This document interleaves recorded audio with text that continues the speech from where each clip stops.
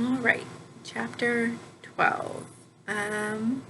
This chapter went over different types of social institutions in our society.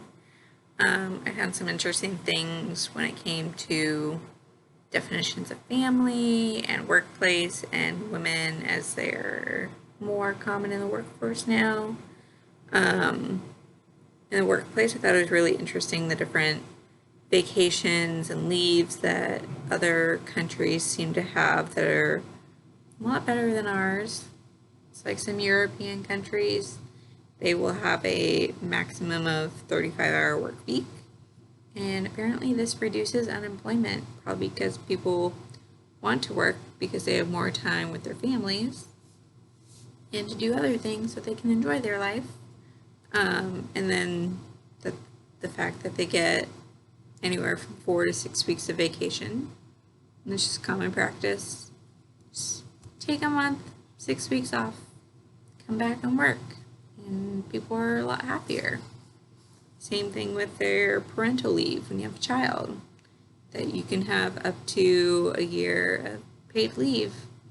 So that crucial time that your child is needing to not just grow and be nurtured, but to actually connect with parents, that is given to them. So great things elsewhere. We have not gotten the bandwagon because we are a bunch of workaholics who don't like to connect with ourselves and our family.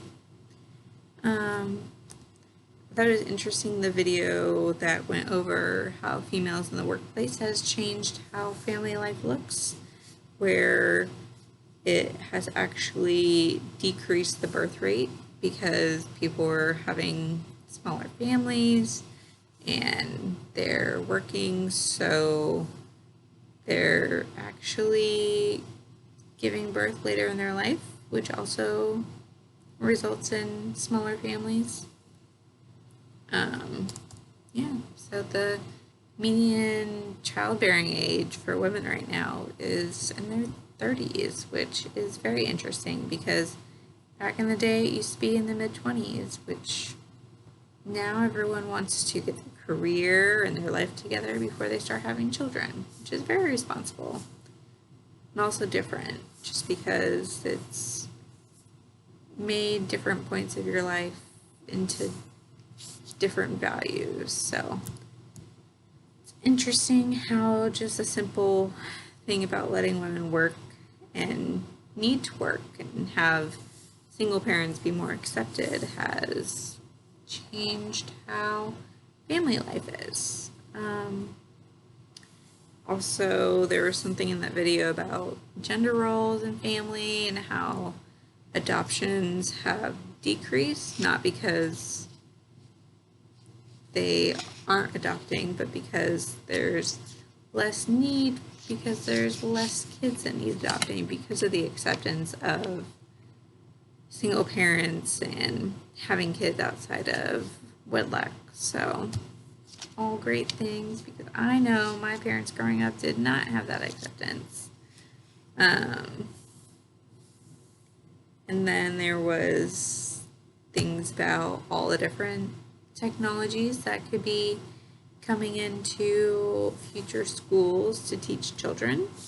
The interesting thing I thought about from the video was the 3D printing, because I have some friends who are savvy like that and are already using 3D printing for things. And I have one that's a teacher and he has been printing things for his classroom. So very interesting.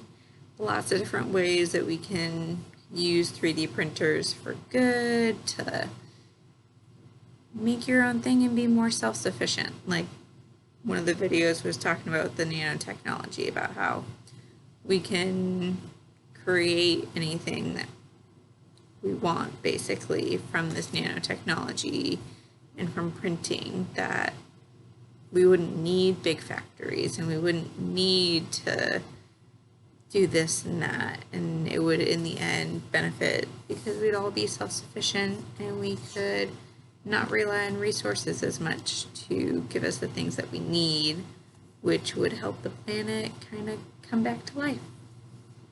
The other thing it talked about in the educational video was the data that they can collect from new technologies, kind of like the text that we have online. You can see who's viewing it, how long they're viewing it, and maybe what they're looking at, not necessarily like at that time, but you can know like how far they went in the book and line that up with how they're doing in the class. So different things for teachers to fine-tune their teaching skills so that they can better adapt to different learning styles. The eye tracking software was interesting to hear about, because that would be interesting to see, just because that's almost like an invasion of privacy a little bit to have that data. But I think there's good things that can come out of it. I really like the TED Talk that was on there about the biometrics in sports and things like that, just because I know in my job that we have a clinic for kids that they can wear like different sensors all over their body and get their movement evaluated so that surgeons and doctors can better treat them, so that they can know exactly what their surgical plan is in order to make the way that they move, which is inhibited by whether it's a defect they were born with or something that happened to them, that by studying how they move, they can better plan for their surgery to make their movement better. So I thought it was interesting, not just the sports side, but how I have seen that work in my field with that kind of technology. There's lots of good points in that video about that he made about being heads up in technology versus head down, which I notice a lot lately, that everyone's on their phones, everyone is kind of in their phone, communicating through their phone. I sit at work sometimes and my coworkers just talk through Snapchat or through text messaging. And me, maybe I'm just old and I have a bunch of younglings around me, but I don't appreciate that. And I feel like it's very closed off, and it makes me have not as good relationships with those people, because I value real relationships.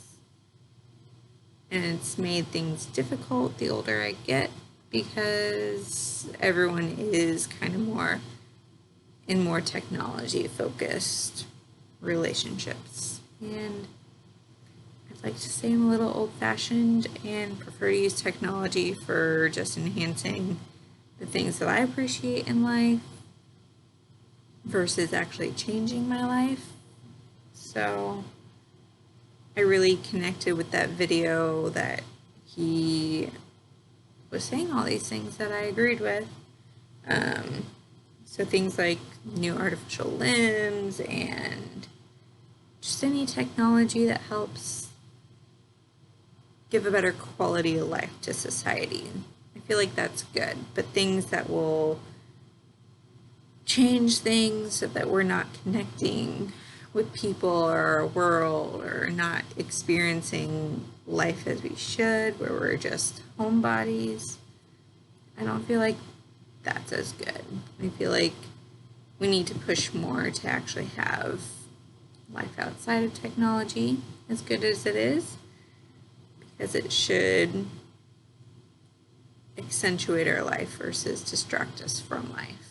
And it was very good to see that reciprocated in someone else's opinion. The video after that was interesting, with the religion and science, and I liked how it talked about the exponential growth in technology that we've been experiencing, and how they could see the different advances from like way long ago and just see how exponential the growth has been in technology advancements.